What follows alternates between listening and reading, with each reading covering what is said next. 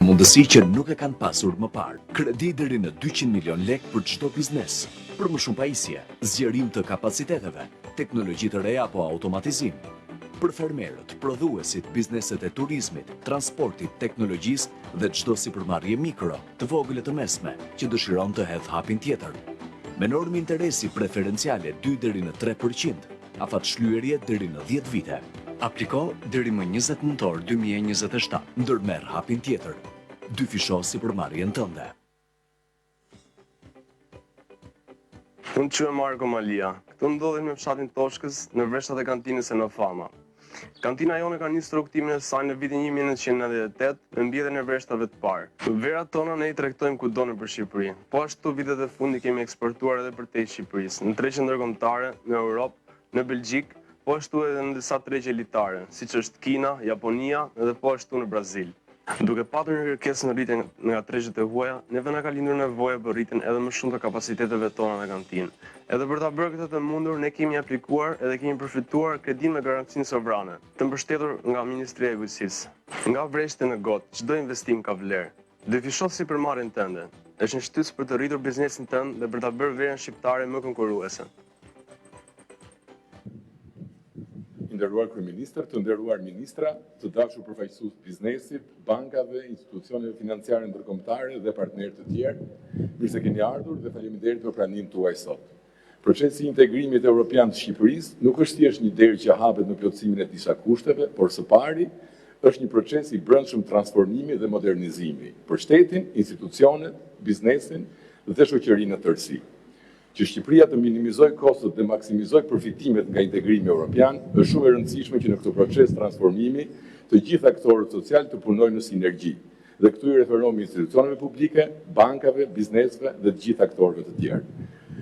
Çdo proces transformimi kërkon 2 parakushte, njohuri dhe financim. Për të shoqëruar dhe mbështetur biznesin në këtë proces transformimi, qeveria e Shqipërisë po punon bashkë me shumë institucione ndërkombëtare për një program kombëtar për përgatitjen e biznesit për tregun e vetëm evropian, implementimi i të cilit do të nisë në vjeshtën e këtij viti.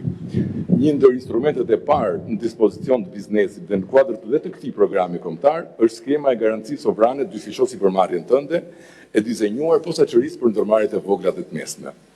Për të diskutuar pikërisht për këtë skemë dhe rëndësinë që ajo ka për sektorët e ndryshme të ekonomisë tonë, kam kënaqësinë të jap fjalën ministres së ekonomisë dhe inovacionit, zonjës Delina Ibrahimaj.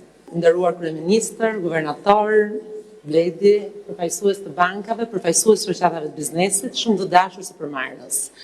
Sot ne lançojmë programin për të cilin kemi biseduar së bashku në kohë të ndryshme, dyfisho sipërmarrjen tënde. Ky program është iniciuar nga vullneti ynë, nga vizioni ynë, për të dyfishuar sipërmarrjen shqiptare, që është zemra e ekonomisë shqiptare, jo vetëm në përmasa, po në cilësi, në eficiencë, në produktivitet, sepse ne besojmë fort që vetëm nëpërmjet investimeve mund ta zgjerojmë ekonominë tonë, mund ta mbajmë ritmin e rritjes në nivelet që e kemi pasur në vitet e fundit dhe mund të zgjerojmë horizontet duke hyrë në tregje, jo vetëm europiane, por dhe më gjerë.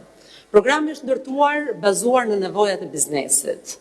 Ne në vitet e fundit kemi parë një ekonomi e cila rritet me dinamizëm, një ekonomi që është rritur mesatarisht me 4% nga viti në vit, një ekonomi në të cilën çdo vit numri i sipërmarrjeve rritet me norma dyshifrore, vetëm në 6 mujorin e parë të vitit ne kemi rreth 12.000 sipërmarrje të reja. Në vitin e kaluar kemi pasur 25.000 sipërmarrje të reja. Dhe këto numra nuk janë numra të ftohta, të cilat tregojnë vetëm shifra makroekonomike. Numrat e rritjes së sipërmarrjes na tregojnë që ka besim që ekonomia do të vazhdojë të rritet, ka besim që ne do të vazhdojmë të mbështesim sipërmarrjen, ka potencial për të rritur punësimin, ka potencial për të rritur të ardhurat dhe ka vizion për të arritur tregje. Procesi ynë i integrimit evropian është një proces i cili na jep të gjithëve ne një mundësi të jashtëzakonshme për të arritur një treg me 450 milion banor. Po kjo nuk bëhet vetëm. Vizioni ynë për të mbështetur sipërmarrjen është një vizion afatgjatë, ku ne duam të jemi partner i rritjes në investime në çdo biznes, në çdo cep të Shqipërisë. Dhe prandaj ky program është ndërtuar bazuar në nevojat të tregu kishte, pasi financimi dhe aksesi në financa është një instrument thelbësor për zhvillimin e investimeve. Ne e nisëm duke pyetur sipërmarrësit se kush ishin problematikat e financimit. Dhe sigurisht që ndër problematikat kryesore ishte norma e lartë e interesit, ishte kolaterali dhe gjithashtu ishte madhësia e biznesit. Dhe për këtë ne ndërtuam një program në bashkëpunim me sektorin bankar, në bashkëpunim me Bankën e Shqipërisë, i cili i përgjigjet nevojave të gjitha sipërmarrjeve.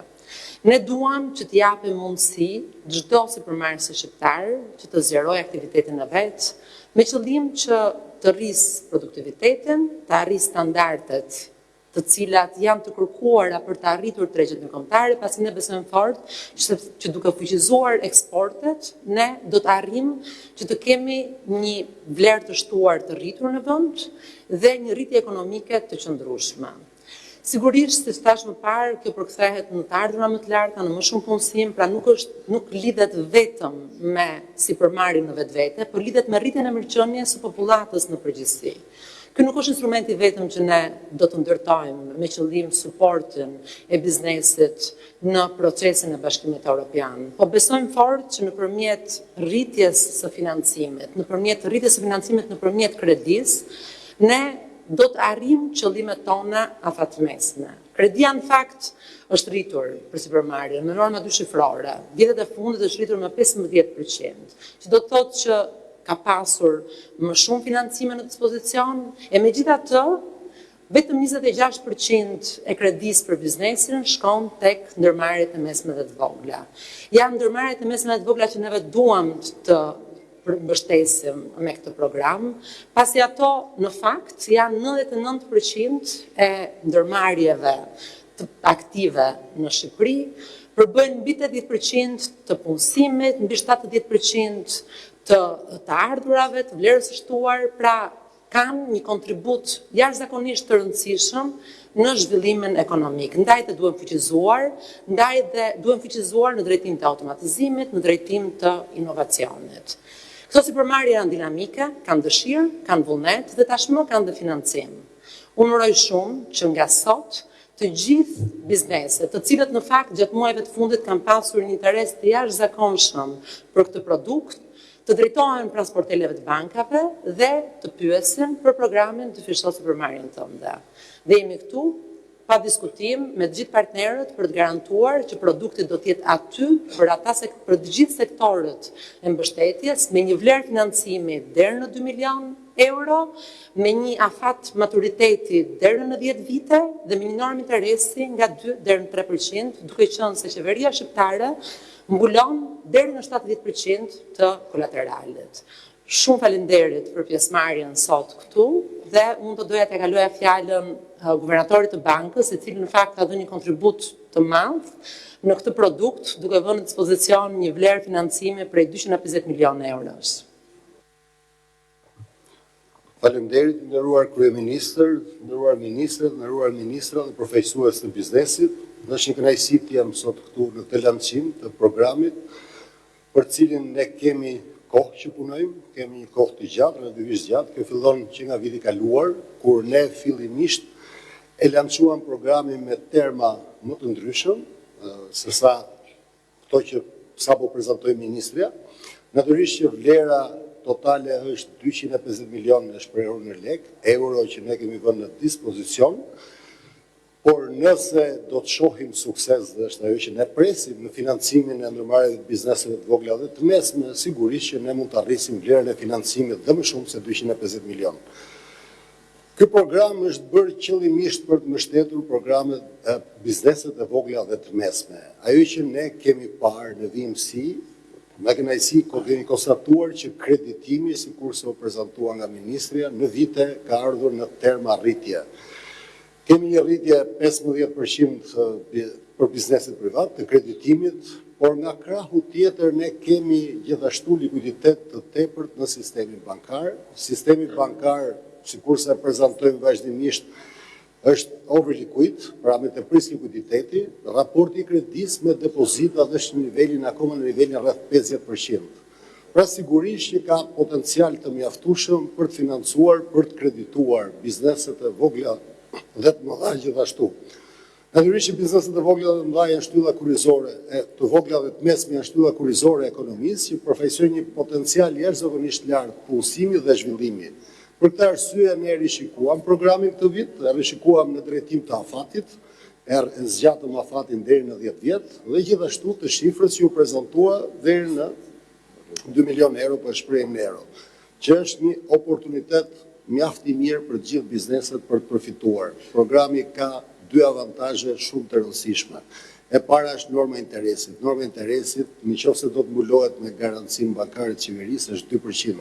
Është jashtëzakonisht tërheqëse dhe favorizuese. Dhe sigurisht edhe nëse nuk do të mbulohet me garanci sipas kriterëve të riskut, është 3% që përsëri është një normë interesi shumë e mirë. Në krahun tjetër, lidhur me kolateralin, ato bizneset cilat do të plotësojnë kriteret, do të kenë një mbulim më 70% me garanci sovrane të qeverisë, që përsëri është një lehtësi mjaft e madhe.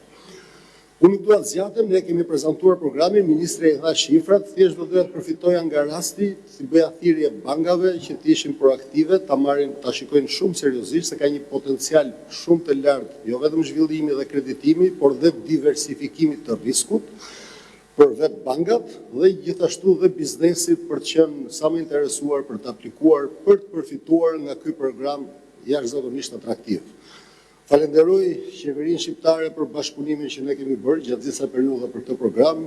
Falenderoj dhe bankat gjithashtu që kanë qenë mbështetëse dhe bashkëpunuese dhe gjithashtu presim që të shikojmë këtë vit rezultate shumë më të larta në kreditim nga programi për zhvillimin e bizneseve të vogla dhe të mesme. Faleminderit. Faleminderit zoti guvernator. Pikërisht për të na dhënë perspektivën e sektorit bankar, kemi kënaqësinë të ftojmë për fjalën e tij zotin Bledar Shella nga Shoqata Shqiptare e Bankave. Përshëndetje gjithë, i nderuar zoti kryeministër, i nderuar zonja ministre, zoti guvernator, i nderuar ministra dhe pjesëmarrës, është kënaqësi e veçantë që të jem sot në emër të Shoqatës Bankave dhe të bankave shqiptare në lancimin e këtij produkti. Unë do të thoj që ndoshta ky është produkti i financimit më i favorshëm që ka qenë ndonjëherë për biznesin shqiptar. Pra me këto terma dhe me këto benefite nuk besoj se ka pasur herë tjerë më shumë. Lidhur me sistemin bankar do të thoj që sistemi bankar është ndoshta një nga financuesit kryesor të ekonomisë. Tashmë portofoli i kredis ka arritur mbi 1 trilion lek, mbi 10 miliard euro. Dhe ka pasur, siç u tha edhe më parë, një rritje të ndjeshme, sidomos 2 vitet e fundit, me një rritje mbi 15%. Ndërkohë sistemi bankar ble rreth 66% të borxhit qeveritar, çka e bën atë ndoshta financuesin më të madh të ekonomisë.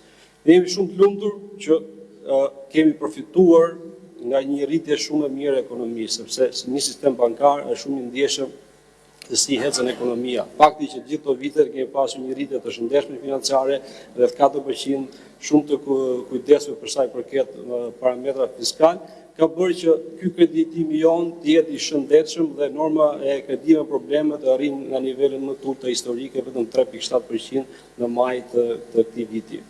Por ajo që është edhe më pozitive që do të thoja është që ne kemi, siç u tha edhe nga guvernatori, kemi mjaftueshëm kapital dhe fonde për të vazhduar edhe më tek te kreditim. Pra siç u tha është që raporti kredit depozita është vetëm 52%. Do thotë që vetëm gjysma e fondeve tona janë dhënë kredi. Nëse ne kemi dhënë mbi 10 miliardë euro kredi, kemi po kaq potencial të japim kredi të tjera. Ndërkohë që mjaftueshmëria e kapitalit është mbi 20%, do të thotë që është shumë e shëndetshme dhe i gjithë sistemi bankar është në një pozitë mjaft të favorshme. Ne kemi mbështetur që në fillim këtë iniciativë, jo sepse ka profitabilitet për bankat, sepse me një normë interesi 2 deri 3% është në kosto ose ndoshta në humbje, por ne duam të kontribuojmë në ekonomi, në modernizimin e bizneseve tona, gjithashtu në formalizimin e biznesit shqiptar. Hyrja në BE kërkon kontributin e gjithëve, kontributin e bizneseve, të bankave, të qeverisë, dhe ky është një hap mjaft i rëndësishëm. Siç u tha, produkti është mjaft përfitues për bizneset, tashmë të gjitha bankat janë në dijenit e saj, po përgatisin infrastrukturën për të dizenjuar secila bankë infrastrukturën e vetë për të përgjigjur në kohë të gjithë kërkesave të biznesit. Na vjen mirë që ka një interes, si shta zonja ministre, interes të madh nga ana e biznesit dhe ne po përgatitemi që të bëjmë disa procedura të përshpejtuara për këto raste. Pra, dhe trajtimin e kredidhënies së këtyre raste ta bëjmë më shpejt se sa mund të jetë një periudhë normale. Nga ana jonë është ajo që ne kërkojmë gjithmonë është që gradualisht biznesi shqiptar të formalizohet më tej. Besoj që ky është një nga produktet që do të ndihmojë këtë, por duhet disi akoma më tepër përpjekje nga ana e biznesit. Ne si banka, bashkë me Bankën e Shqipërisë dhe qeverinë, po bëjmë infrastrukturën e nevojshme. Ju e dini që me SEPA-n kostot e transaksioneve janë ulur ndjeshëm, numri ATM-ve në 5 vitet e fundit është rritur me 50%, numri i POS-eve është trefishuar në 5 vitet e fundit, numri i transfertave është rritur ndjeshëm, por ka ende mjaft hapësirë për të përmirësuar më tej.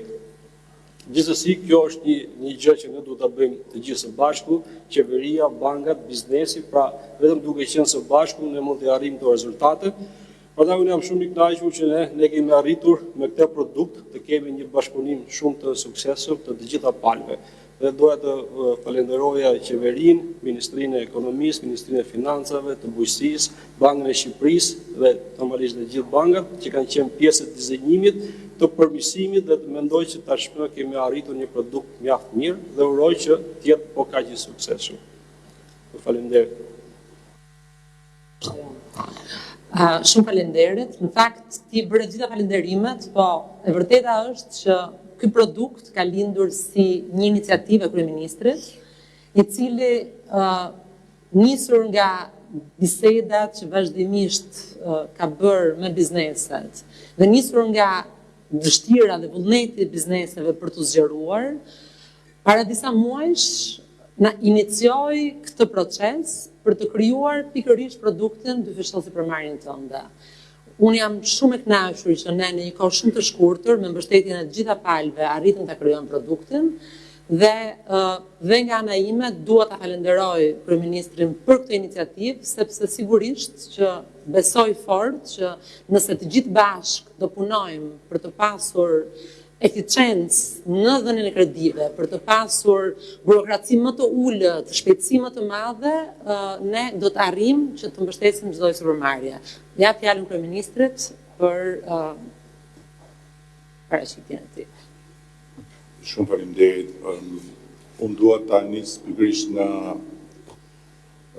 sinergjia e krijuar për të arritur në formësimin e këtij produkti të ri në dispozicion të supermarkjes, sepse ka qenë themelore që ne nga ana jonë si qeveri e Shqipërisë të kishim bashkëpunimin dhe vullnetin e Bankës Shqipërisë dhe pastaj edhe të bankave të nivelit dytë, që për hir vërtetës, të paktën me fjalë, na kanë garantuar që do të bëjnë pjesën e tyre ashtu si duhet për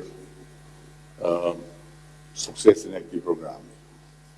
Them të paktën me fjalë, sepse e vërteta është që bankat janë futur në një zonë komforti jashtëzakonshëm, ndërkohë që të gjithë të tjerët luftojnë për të fituar, bankat fitojnë pa luftuar. Dhe jo vetëm kaq, po fitojnë goxha. Gjë që nuk natyrisht na bën xheloz, por na bën më kërkues ndaj bankave, pasi e vërteta është kryetari i shoqatës tha me humbje, po nuk dalin me humbje as nga ky program, po nuk dalin me ndonjë fitim si fitimet që bëjmë për shembull për banesat, që i kanë nga 6 në 7%, duke ndëjtur në ajër të kondicionuar, ndërkohë që këtu do rinë në ajër të kondicionuar dhe do shlyen gjitha kostot dhe do kenë një fitim modest. Por, fitimi në afat mesëm dhe në afat gjatë edhe për bankat, do jetë i konsiderueshëm sepse ajo që ne synojmë me këtë program është që t'i japim krah ndërmarrjeve të vogla dhe të mesme që të dyfishohen. Pra, ato që janë të mesme të rriten dhe të bëhen thuajse të mëdha, ato që janë të vogla të rriten dhe të bëhen të mesme. Është shumë e rëndësishme që kjo frym bashkëpunimi që kemi pasur deri tani dhe dua ta falenderoj specifikisht guvernatorin, pasi ka qenë kyç në këtë projekt dhe natyrisht duke e falenderuar duhet të them që do kisha shumë dëshirë që ta falenderoja prapë mbas 6 muajsh për suksesin e këtij projekti dhe suksesi i këtij projekti varet edhe nga presingu që do t'i bëj guvernatori, i cili u ka qenë i vogël kaluar edhe basketboll, edhe pse jo në nivelin e Ilir Trebickës që është në sallë, presingu që do t'i bëj bankave të nivelit të dytë për t'i nxjerrë nga zona e komfortit. Në anë tjetër, duke qenë se bankat kanë një manual të tërë justifikimesh që e përdorin me eficiencë të lartë dhe një nga këto justifikime është që planet e biznesit të ndërmarrjeve të vogla të mesme nuk janë mjaftueshmërisht të arrira dhe mjaftueshmërisht bindëse. Ne kemi angazhuar një forcë tjetër në këtë proces, që nuk e kemi pasur tani, një forcë me një ekspertizë absolutisht të pa diskutueshme, që është UNDP-a, zyra e Kombeve të Bashkuara këtu në Tiranë, përmes të cilës ne do të angazhojmë ekspert ndërkombëtar dhe do të kemi një grup të gatshëm për të asistuar bizneset të cilat kanë ide interesante, të cilat kanë një plan të besueshëm, por nuk kanë kapacitetin për ta përkthyer në një projekt bindës për bankat. Dhe ky grup i gatshëm do të jetë në dispozicion të gjitha bizneseve, ndërkohë që patjetër Ministria e Ekonomisë do të luajë rolin e vet për të garantuar koordinimin midis subjekteve të biznesit edhe grupit të ekspertëve. Po ashtu ne kemi vënë në dispozicion përmes Ministrisë së Ekonomisë një website, një faqe online, në të cilën ka edhe një mundësi për të adresuar drejt për drejt Ministria nga biznesi dhe ka edhe një chat box që kthen përgjigje pyetjeve që lidhen me programin, që lidhen me element të programit për cilat subjektet mund të kërkojnë sqarime. Website-i është i menduar si një mekanizëm komunikimi dhe ndërveprimi të shpejtë, por edhe si një urë që do të na lehtësojë shikimin e gjithë pasqyrës së lëvizjes së këtij programi. Një tjetër element që dua ta theksoj është që është planifikuar edhe një cikël takimesh në territor për të kontaktuar bizneset e interesuara dhe njëkohësisht edhe për të nxitur biznese të caktuara që të përfshihen në këtë program. Por nuk është vetëm Ministria e Ekonomisë, këtu është një skuadër e cila ka objektiva të përbashkët, por edhe ka objektiva të ndarë sipas pjesëve të kësaj skuadre. Për këtë arsye, pa diskutim, Ministria e Financave ka qenë kyçe dhe dua ta falenderoj edhe ministrin, se më thonë nga njerë, po pse i falenderon TikTok të detyrën bëjnë, po detyrën bëjnë gjithë në këtë botë. Problemi është kush e bën më mirë dhe kush e bën më keq, se detyrën bëjnë. Ose kur thonë që pse bëni ju, sikur çfarë bëni, se me lekët tona po i bëni, po për lekët tona është qeveria, po ka qeveri që me lekët tona bëjnë punë të mira, ka qeveri që me lekët tona s'bëjnë asnjë punë dhe ka pasur dhe qeveri që me lekët tona kanë bërë dhe punë të këqija. Kështu që dua ta falenderoj ministrin për kontributin dhe prapë edhe ministrin njësoj si gubernatorin, dua ta falenderoj dhe mas 6 muajsh për suksesin e projektit, sepse Ministria e Financave është kyçe edhe në ndërveprimin me bankat, pasi i kujtoj bankave që guvernatori ka ndorë shumë gjëra, por dhe Ministria e Financave nuk është pa gjë ndorë fare, në rast se bankat nuk do na shoqërojnë në këtë proces me të gjithë vullnetin e nevojshëm, sepse këtu bëhet fjalë për diçka që ta shpjegoj në fund, që është shumë e rëndësishme për të kuptuar se sa thjesht një program kredish. Po ashtu, Ministri i Bujqësisë dhe Ministria e Bujqësisë janë të rëndësishëm për projektin në 2 aspekte.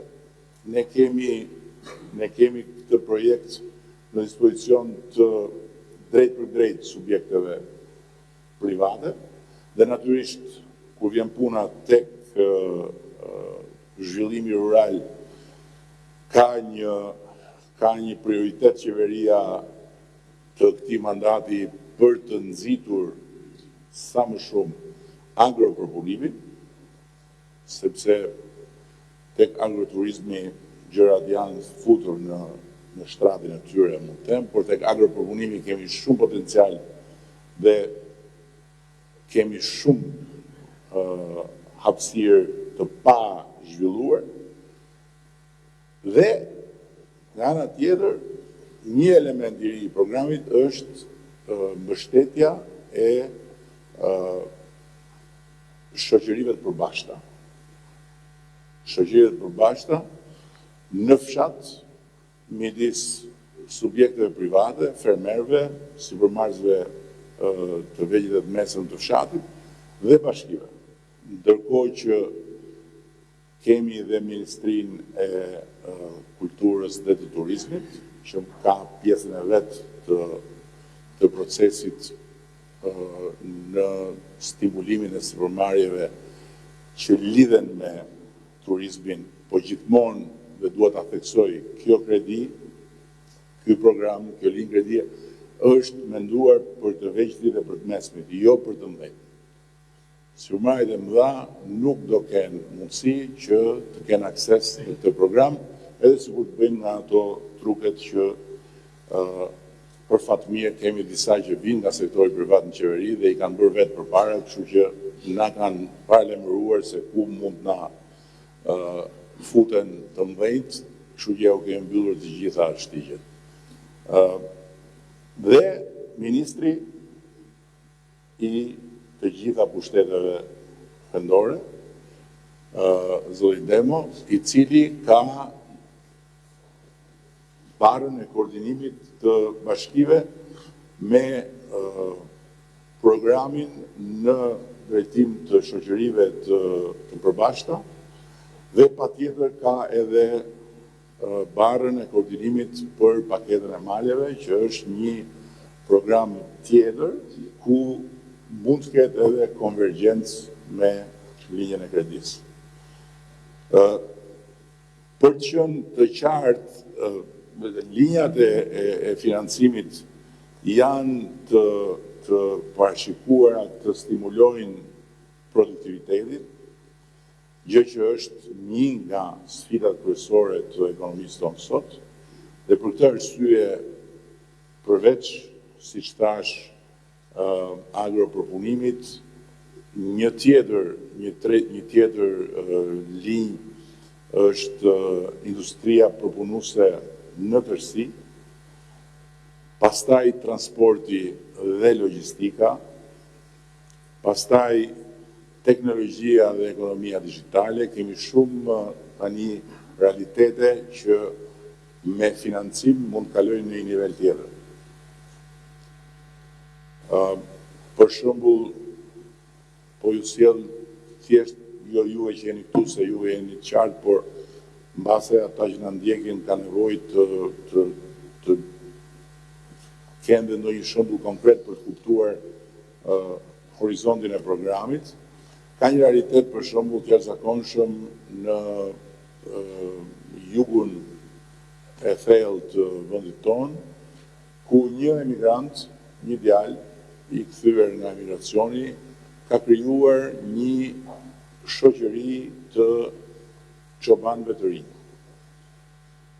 Dihet shumë mirë se sa i kërkuar është ky zanat dhe se sa pak janë ata që kanë qenë dhe janë ende disponueshëm për të mbështetur rritjen e sektorit të mjektorisë, që është një nga sektorët më me risk. Dhe në ndërkohë, surpriza e këtij realiteti është se është krijuar një kompani me një numër jo të vogël të rinj, të gjithë nën 30 vjeç, që bëjnë çoban.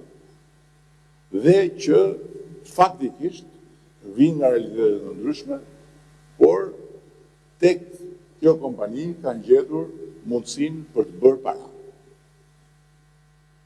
Dhe kur unë e pyeta djalin se deri ku e shihte horizontin e kompanisë nga hyrpamja e numrit të krerëve, ai tha edhe 100.000 krerë.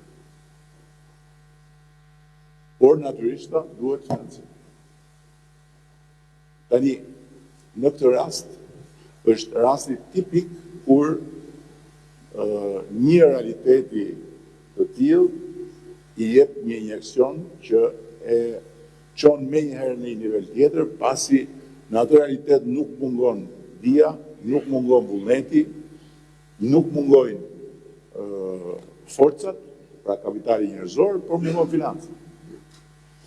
Një tjetër realitet shumë interesant është një realitet në një tjetër zonë të Shqipërisë, në zonën e në qarkun e Firenës, në zonën e Lushnjës, ku ka një industri shumë të vogël, një ndërmarrje të vogël, që merret me prodhime kozmetike.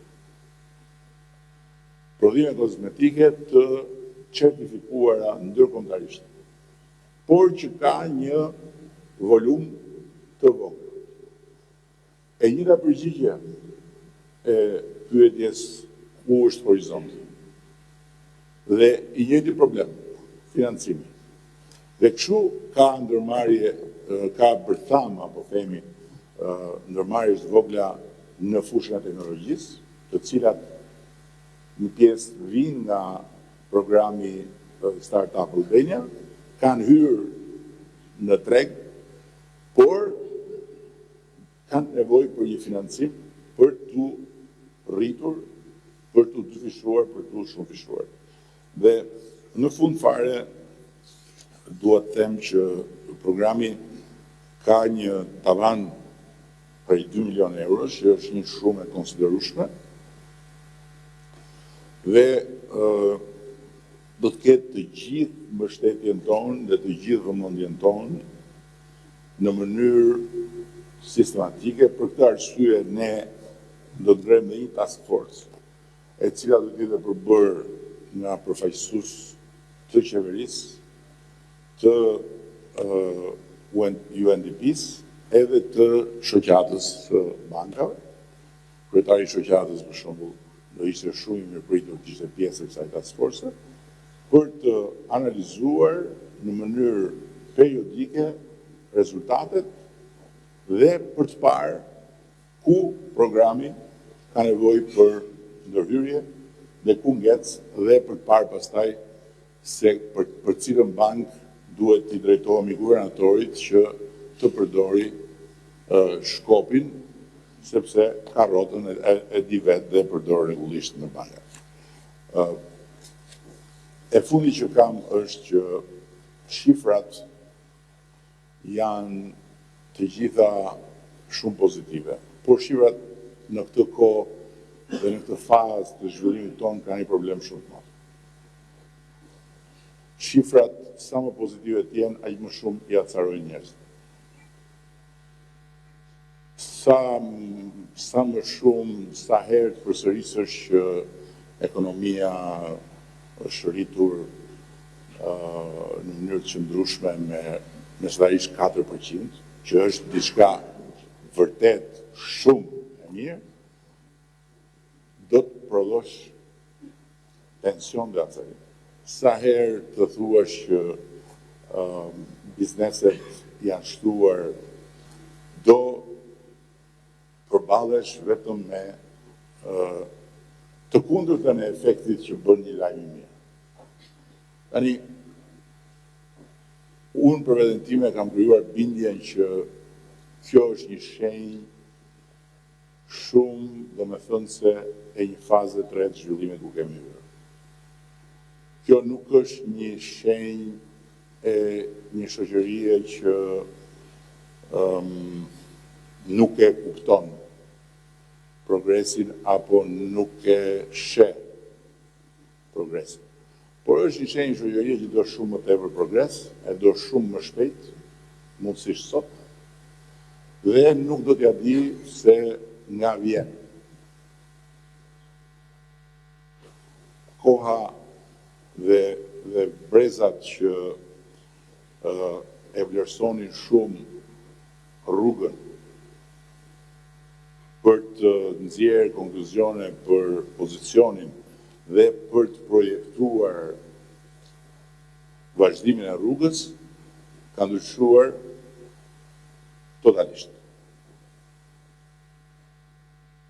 Sepse gjithmonë më pak njerëzve ju intereson se ku kemi qenë.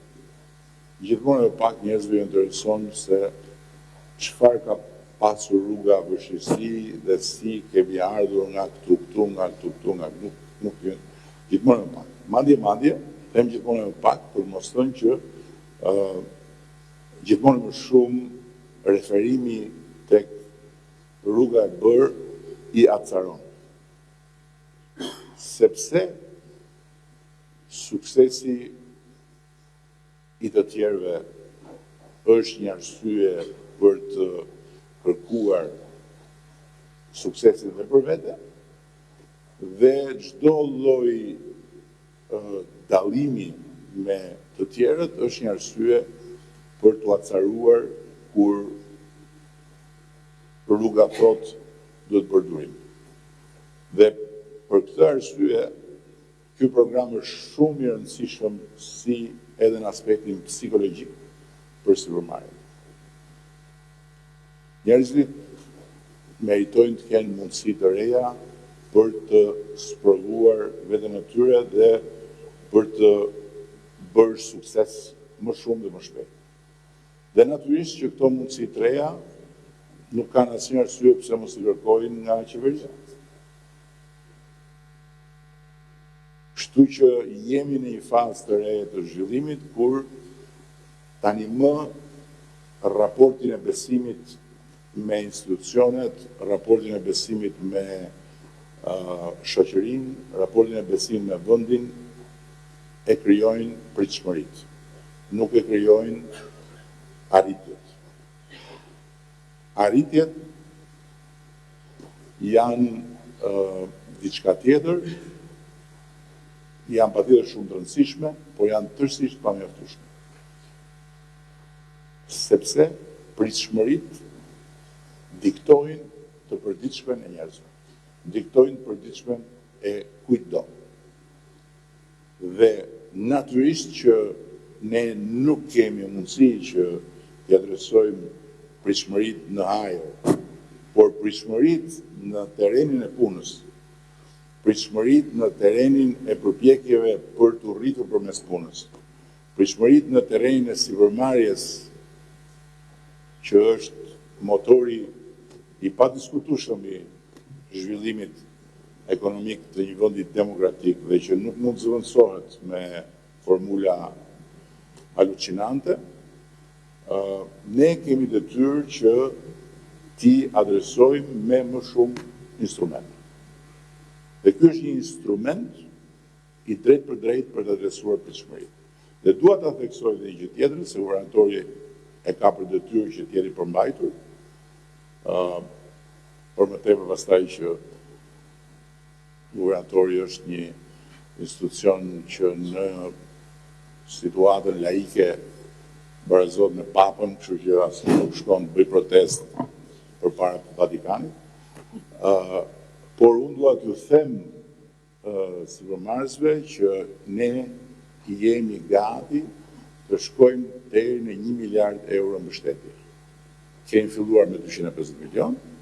Natyrisht që guvernatori ka drejt kur thotë që magnituda e suksesit të këtij bloku të parë fondesh do të përcaktoj edhe zhvillimin e rotation programit dhe natyrisht nëse do duhen, thotë guvernatori, ne do të shtojmë më shumë fonde. Por ne jemi gati që të shkojmë deri në 1 miliard.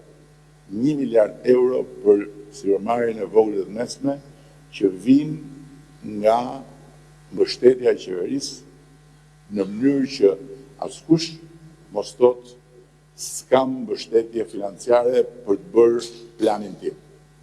Ama duhet të keni plan. Dhe planin duhet t'ja miratoj banka. Nuk mund nuk janë para që do jenë të sporteli Bankës Shqipërisë dhe do shkojnë t'i marrin gjithë me zarf. Këto janë njësoj si paratë e Bashkimit Evropian, për cilat ne na thonë që ja ku i keni, por ama për t'i marrë duhet të bëjmë një sër gjërash që pastaj kemi akses normal. Kështu që për gjithë ata që kanë një plan, ne kemi edhe asistencën që planet të bëhen të atilla që bankat t'i besojnë. Kështu që askush nuk ka asnjë arsye që të thotë unë nuk kam mbështetjes në shefnjerisë më bën njeri jo. Dhe pikërisht që mos ketë njerëz pa informuar, do bëjmë një fushat të tërë informimi, ministrat do t'jenë sipas sektorëve në teritoret e tyre të përgjegjësisë për të shpjeguar programin, për të nxitur biznesin, nga ana tjetër edhe në rrjetet sociale, edhe në media, edhe në për rrugë, njerëzit do shikojnë që ka një ftesë për të dyfishuar ndërmarrjen, sipërmarrjen. Kështu që kush ka një ide dhe një plan, të ulet, ta shkruaj, të aplikoj dhe të marrë lekët. Deri në 2 milion euro, me 7% kolateral të garantuar nga qeveria dhe me 2 deri në 3% normë interesi. 2 deri në 3% normë interesi. Diçka që është qartësisht një burim oksigjeni për çdo kompani që do të marrë frymë më shumë që të vrakojë më shpejt.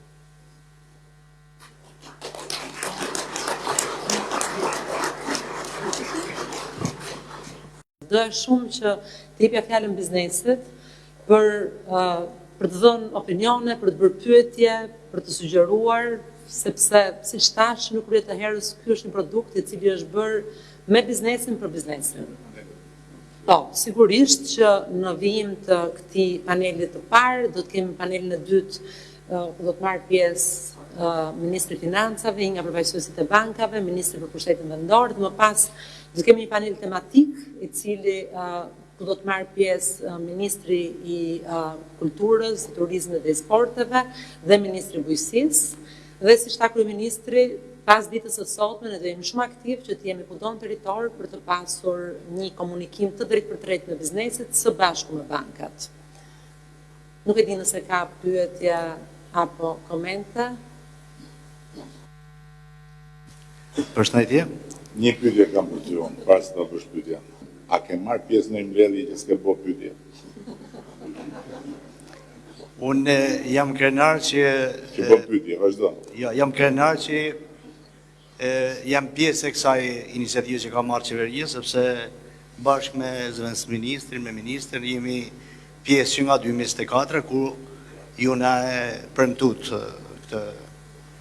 Atë kjo si paket është shumë e mirë, mund të them është produkti më i mirë që ka nxjerrë qeveria, sepse ka disa shtesa për sa i përket imobiliarëve, ka disa shtesa që janë të shumë të mira. Por ka një handicap të madh, ka dy handicapet të mëdhenj, sepse flitet veç për së meret, me fjalë një biznes që ka 250 punëtor, një që ka 251 nuk e përfiton, që është e para, dhe handikapi më i madh është që nuk mund të përdoret për kapital qarkullues dhe për lëndë të para, që për transformimin që ne kemi fol me vite, kjo është një handicap i madh sepse nuk na ndihmon. Atëherë, nëse kjo do ishte një situatë normale, normalisht që është një mekanizëm fantastik. Por duke pas parasysh situatën që është manufaktura, kur rënja është me 2 shifra, muajin e kaluar ishte 14%, e vën në vështirësi shumë biznesin që të shkojë me andja që të shkojë me investu. Kjo ka veç një faktor që më bëhet qefi se jemi gjithë bashkë, si me guvernator, me ministrin, ka veç një emërës të përbashkës, është euro. Ne kemi një rënje nga 3 vitet e fundit gati 33%.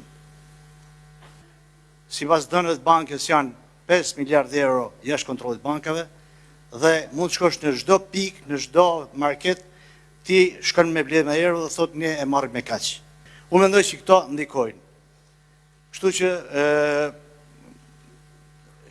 ne kemi nevojë për ndihmë konkrete, ashtu siç po shihni me sy shumë pozitiv dhe është për tu përgëzuar, siç po shihni startupet, ku nga 3 milionë euro ja çut në 6 milionë euro dhe ku flasim këtu për biznese që punësoj një dhe në 3 veta, sepse një fotograf, po themi një parukier, këto janë bizneset pjesa më madhe startup, kurse kur vjen puna për sektorin ton, i cili punëson 60.000 veta, në thoni shkoni marrni kredi. Kështu që unë mendoj që qeveria duhet injektoj paratë të cilat, themi drejtën, edhe ka përfitu nga rënja e euros, sepse borxhi jashtë nga 78% ka rënë 52%, dhe kjo është një avantazh për qeverinë. Kështu që një pjesë atyre parave që qeveria, me që jemi ortak, me që qeveria ka përfitu nga kjo rënje borxhit jashtë, e mbylla. Faleminderit. Se ne kërkuam pyetje, megjithatë e dëgjova, sepse është edhe kjo është një fjalë që e kam dëgjuar ka vite. Për fat mirë tani nuk jemi më në të njëjtën fazë, sepse për fat mirë tani në atë që ti e quajtë e manufakturë, por në fakt nuk është eksaktësisht termi duhur. Kemi dy panorama, nuk kemi më një. Kemi fasonet që janë kthyer në manufakturë dhe fasonet që kanë bërë fason. Janë dy.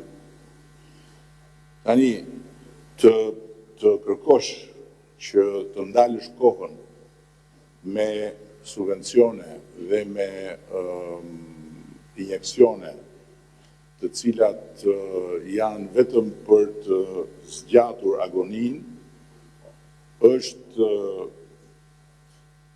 legjitime ta bësh, por nuk është absolutisht e bëshme kjo për qeverinë. Qeveria nuk mund të ndihmojë ndaljen e kohës dhe nuk mund të harxojë asnjë qindar nga taksat e qytetarëve për realitete që koha i ka lënë mbrapa. Dhe e thash në fillim që kur këtë gjë e thosha në momentet e para kur ky fakt filloi të bëj i dukshëm, ndeshesha me shumë reagime negative, sepse akoma nuk ishte bërë ndarja. Ndërkohë që sot ne kemi ndarje. Kemi fasone që janë thyer në manufakturë dhe që nuk kanë më probleme të tilla. koha kur krau i liri punës ishe avantazh konkurus, ka vdekur një gujim. Ka kohë që ka vdekur, dhe sa më shumë të bashkjetoni me të vdekurin, duke dhënë, duke ushqyer vete me iluzioni që do ngjallet, aq më shumë koha do t'ju lëri mbrapa. Nuk e kam për ty personalisht, flas për atë pjesë të sektorit që i referohet në mënyrë të vazhdueshme euro, duke pasur gjithmonë në backgroundin e mendjes edhe gjithë ekonomistët popullor që forcimin e euros, forcimin e lekut, e lidhin me narko regjimin. Një banalitet absolut, që nuk ke mbështet dot në asnjë lloj teorie reale ekonomike. Forcimi i lekut është sukses i ekonomisë shqiptare. Nuk është absolutisht diçka për të vënë kuje. Është sukses, është një nga treguesit më kokfort të suksesit tonë.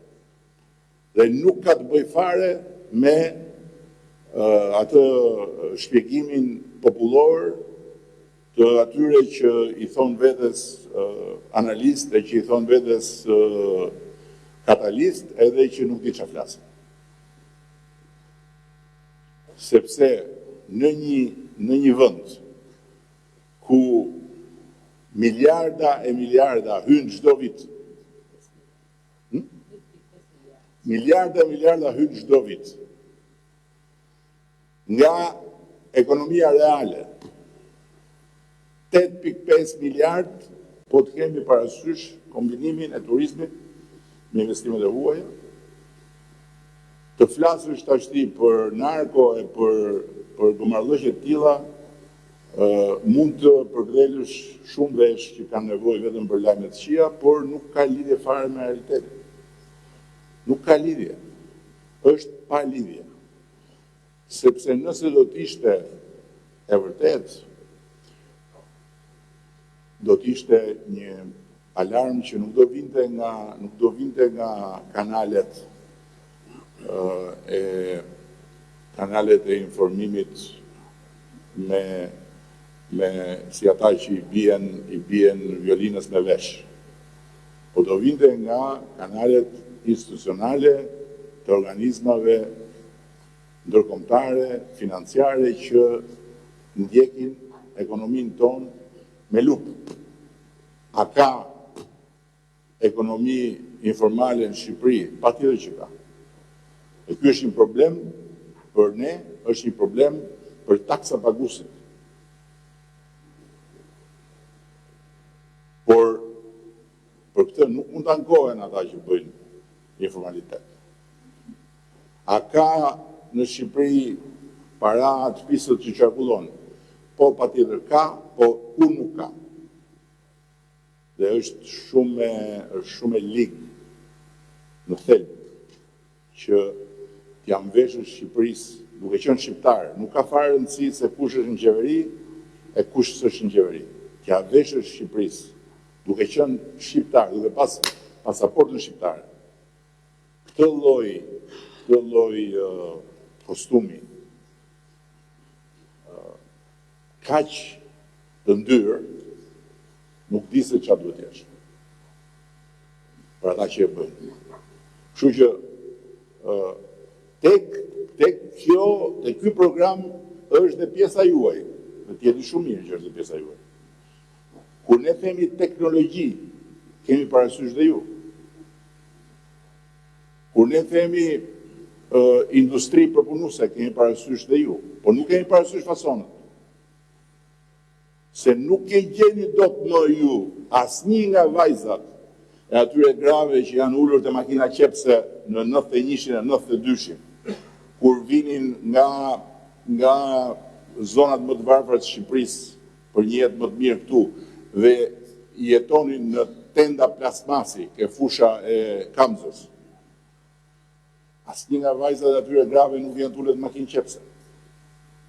dhe të bëj punën e nënës që nëna bëri për 20-30 vjetë, edhe që jeri koha dalin pension ose ka dalin pension, për të marrë pagë minimale. Si, ku e gjeni ju? Nuk e gjeni do të më këtë lloj tipologjie në tregun e punës, nuk e gjeni do të më këtë lloj krau pune. Kjo duhet ta harroni, dhe kush e ka harruar, po ecën dhe po transformohet. Kush nuk e ka harruar, thjesht dhe vetëm pret nga qelli që të ndodhi në një mrekulli, si presësh që të ngjallet një vdek. Nuk ka më kështu. Ata që e kanë kuptuar, tani më, çfarë po vuajnë? Po vuajnë që nuk i kanë forcat e mjaftueshme që ju duhen dispozicion.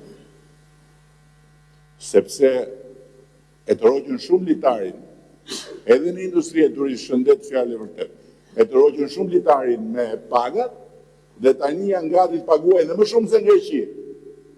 Po problemi është që duhet në radhë parë rikrijuar besimi i shqipove që të vinë të futen në punë dhe të marrin më shumë se në Greqi dhe mos rinë në Greqi. Duhet krijuar besimi, sepse nuk është më besimi aty. Kështu që të diskutojmë sot tashti ne për këtë, duhet jemi shumë të qartë. Mos krijojmë kot iluzione. Nuk mundet ne të angazhojmë kredi me interesa 2-3% dhe me 7% kolateral për fason. Ajo epokë është mbyllur jo zyrtarisht, kush për jush e ka mbyllur zyrtarisht, për i shef hajrin tani. Ka disa realitete dhe edhe ti vetë që flet dhe në emër të sektorit, je një ndër ta, që e ke kuptuar që kjo gjë duhet ndryshoj. Kështu që mos i mbani me gajret ata që nuk duhet ndryshoj. Po thuajeni të ndryshoj. Ne jemi gati t'ju japim kredi për teknologji, për të mbyllur ciklin, nuk ka më qëtë material porosici. E interesia material porosici në Shqipëri sot, ku të gjithë duen shumë më tepër se çka. E do vinë të futen atje, te makina qepse, e të rinë, nuk ka më, nuk është më ky lloj shqiptari, sepse Shqipëria është tjetër sot, është komplet tjetër. Shqipëria sot nuk jeton më me arritje, a më kupton apo? Jeton me pritshmëri. Nuk krahasohet më fare, jo po ku ishim, ne themi 2013, të gjitha atyre që sot janë deri në 35 vjeç, ju duket siç më duket mua me lytë trebisin po azo. Po kështu është. Që 2013. Këtu harrohet që u bëdje, sepse jetohet pjesa më e madhe e jetës kalon në ekranin e iPhone-it. Fëmijët rinë më shumë me iPhone-in se rinë me prindërit me shokët. Ku që u bëdje? Sot. Dhe kush ka pastaj kapacitet ta projektojë të nesërmen duke garantuar të sotmen, do bëj sukses. Kush do rrit merret po prit se dje nuk bën dot më sukses. Dhe këtë po ja thot një njeri suksesshëm. Disa sqarime për çështjen e euros. Ne të gjithë kemi qenë prezent kur prej 4 vitesh ka filluar një tjetër cikël i ekonomisë shqiptare. Dhe në fakt në gjithë industrinë, në veçanti të tekstileve, por në përgjithësi me eksportuesit, e kemi diskutuar në forma të ndryshme, në tryeza të ndryshme, për shqetësimin që ato kanë me sens për rënien e euros. Ne kemi thënë që në kryet herës që ne nuk e adresojmë rënien e euros, pasi që sapo filloi që leku të forcohet, ne u angazhuam në gjitha institucionet, përfshirë Bankën e Shqipërisë, përfshirë drejtorinë e përgjithshme të parandalimit të pastrimit të parave në atë kohë, për të bërë një analizë për cilët janë faktorët që ndikojnë mbi çmimin e lekut dhe në fakt ky forcimi i shpejt i lekut përkon saktësisht me periudhën që Shqipëria pati një rritje shumë të madhe të eksporteve të shërbimeve të lidhura me turizmin, siç tha kryeministri.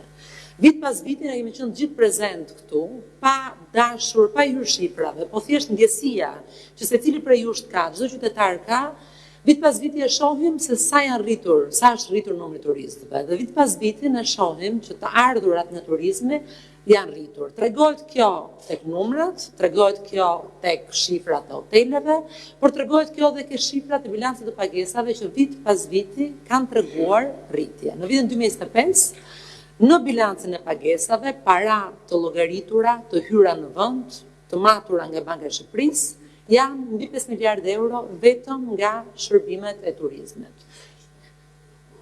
Ndërkohë që nga remitancat, nga investimet e huaja direkte, kemi pasur gjithashtu rritje të hyrave, janë gjitha flukse të eurove të cilat futen në vend, të cilat janë leku dhe euro kursi kombimit është çmim, është kërkesë, ofertë. Juve të gjithë jeni sipërmarrës dhe të gjithë kuptoni që kur ka shumë ofertë, çmimi bie, pasi ka kërkesë më të ulët. Njësoj është edhe kursi kombimit. Njësoj si çdo mall tjetër. Ka pasur një fluks hyrës shumë të lartë të eurove nëpërmjet turizmit, nëpërmjet investimeve të huaja direkte, nëpërmjet remitancave, të cilat kanë bërë që leku të forcohet. Dhe kjo nuk është vetëm e thënë nga bilanci pagesave i Bankës së Shqipërisë, por dhe vetëm MN-ja që ka analizuar ecurinë e kursit të këmbimit dhe ecurinë e mbiçmimit të lekut, ka shprehur se nga 85 deri në 95% e kësaj dukurie vjen nga faktor fundamental, nga faktor të cilët shpjegohen nga ekonomia. Dhe përveç kësaj, sigurisht që të gjithë elementet e tjerë që nuk lidhen domosdoshmërisht me këto tre komponentë që unë thash, që lidhen me hyrjen e më të madhe të euros, po zhvillimet e tjera që kanë ndodhur në vend kanë bërë që të ulet risku i ekonomisë shqiptare. Dhe këtë përsëri citoj një studim të Fondit Monetar Ndërkombëtar. Pra nuk janë analiza të bëra nga institucione shqiptare, nuk janë analiza të bëra nga ekspertë shqiptarë, janë analiza të bëra nga ekspertë ndërkombëtar, të specializuar për këtë. Dhe pse ka lënë risku? Çfarë e tregon rënien e riskut? Rreth të parë, në shumë tryeza, në shumë artikuj, në shumë diskutime, unë shoh që të artikulohet kjo periudha 2021-2025, kur në Shqipëri ka pasur një bum ndërtimi, në fakt, është e vërtet, dhe artikulohet që ky është momenti në të cilin kanë pasur flukse të parave të pista të ekonomisë ilegale që hynë dhe pastrohen në Shqipëri. E vërteta është që në fakt është pikërisht ky moment në të cilën Shqipëria ka dalë nga lista gri. Dhe pse ka dalë Shqipëria nga lista gri? E FATF-s, e Manivalit, mbas një vlerësimi rrënjësor të çdo komponenti që lidhet me parandalimin e pastrimit të parave, mbas përmbushjes së të gjitha rekomandimeve të lëna nga institucionet kombëtare, mbas një pune të jashtëzakonshme të çdo institucioni të qeverisë shqiptare për të adresuar të gjitha rekomandimet për të forcuar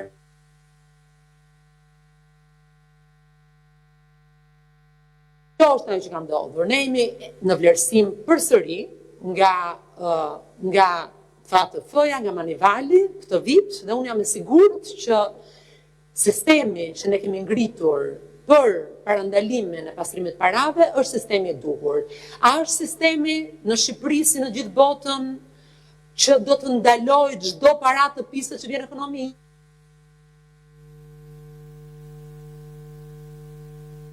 Sistemi i cili monitorohet nga sistemi bankar, kur ka risk, si çdo monitorim tjetër, siç e ka Gjermania, siç e ka Holanda, siç e ka Anglia, siç e ka çdo vend evropian. Mbase madje duhet t'ju them që në shumë raste, duke qenë se Shqipëria është një vend i cili edhe procesin e antarësimit në Bashkimin Evropian e ka më të vonën se shumë vende të tjera, për ne ky sistem monitorimi është edhe më rigjid se në shumë vende të tjera.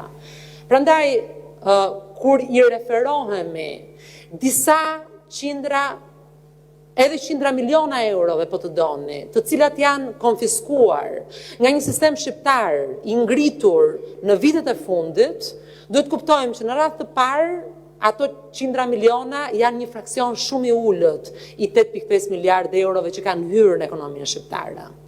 Në radhë të dytë duhet të kuptojmë që janë qindra miliona euro të cilat janë arritur të sekuestrohen, të konfiskohen për hir të forcimit të institucioneve shqiptare, për hir të politikave që janë ndjekur në vitet e fundit.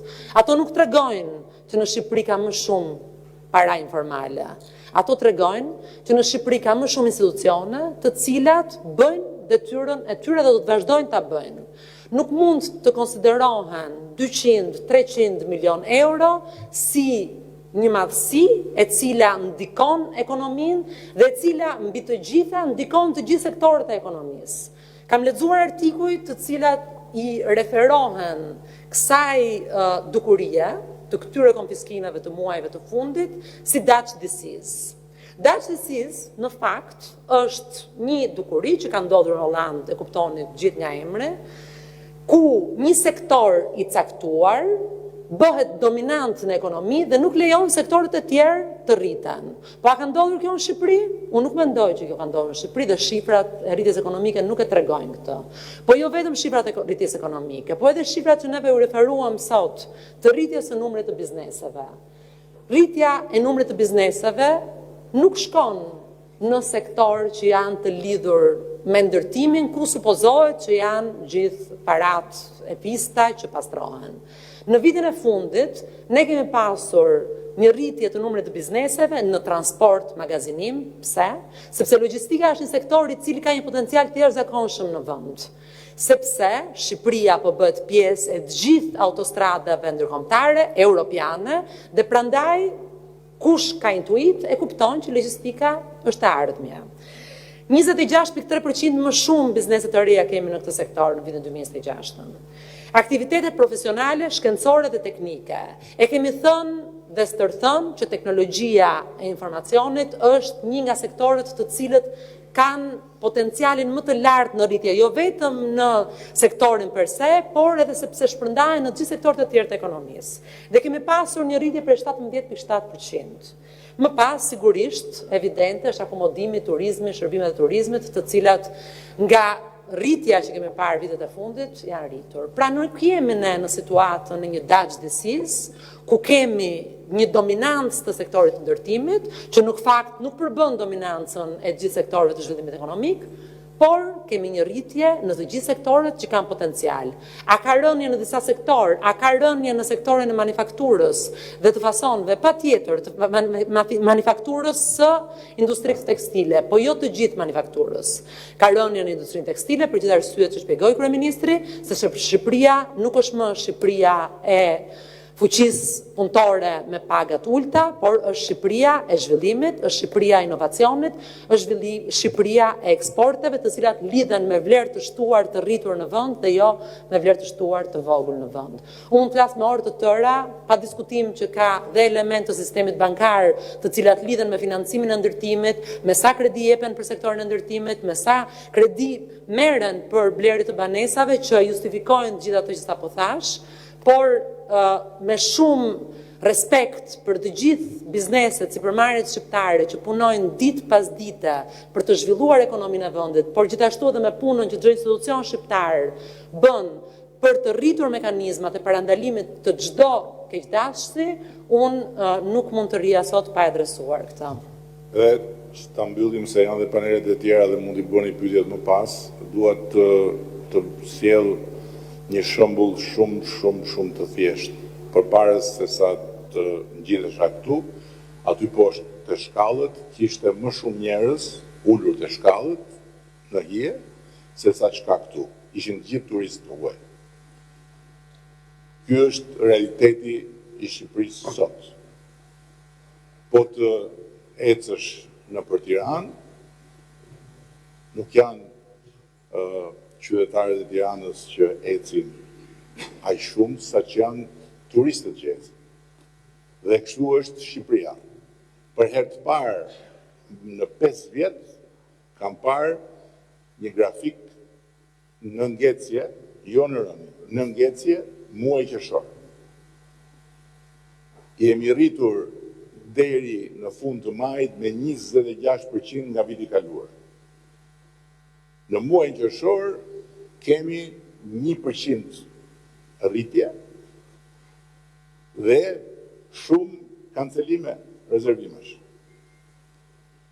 Gjithsesi, e vërteta është që 8.5 miliard që hynë në ekonominë shqiptare euro nga jashtë,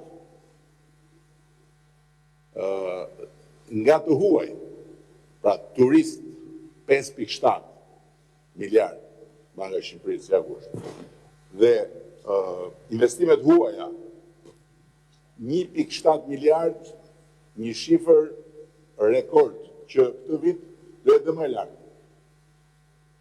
Dhe revitanca, që janë të ditura, qarë diskutojmë të tani? Diskutojmë që këtu është bërë, këtu ka një lavatrishët madhe parash spista, po kush do na linte ne në rast se kjo do ishte vërtet që të vazhdonim me mbylljen e kapitujve të antarësinë në Bashkimin Evropian. Vetëm ideja që kjo mund të jetë vërtet do kishte stopuar çdo gjë dhe do ishim bërë targeti i gjithë institucioneve ndërkombëtare. Ndërkohë që sot risia nuk është që ka ardhur një qet nga hëna dhe po lufton këtu me korrupsionin. Risia është që sistemi ka prodhuar mekanizma të ri dhe SPAK-u është pjesë e sistemit.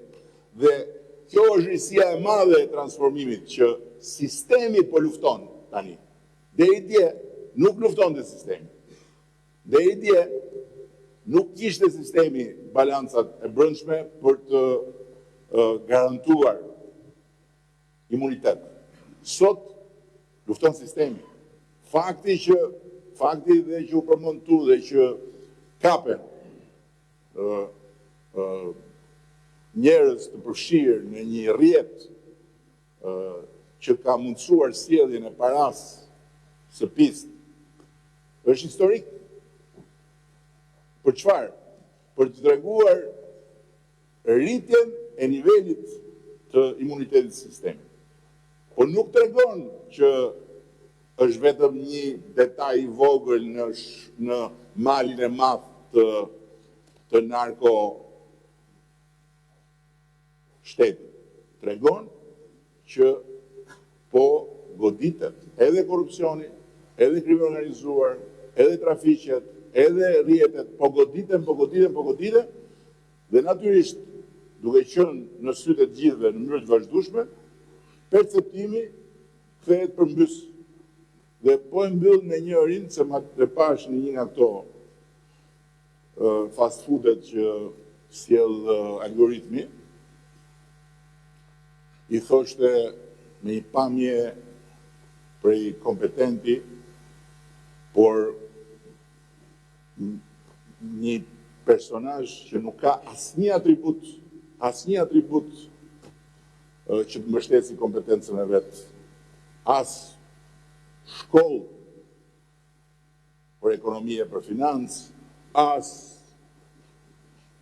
ndonjë trajnim për ekonomi e për financë, as në një ditë punë gjëkundi, përveç se në industrinë e llafeve dhe tasheteme, e thoshte, po mirë, pse ka rënë euro? Dhe kur dëgjoj përgjigjen më të natyrshme, po se është forcuar leku. Sikur kapi gafil dikë që tha një gaf.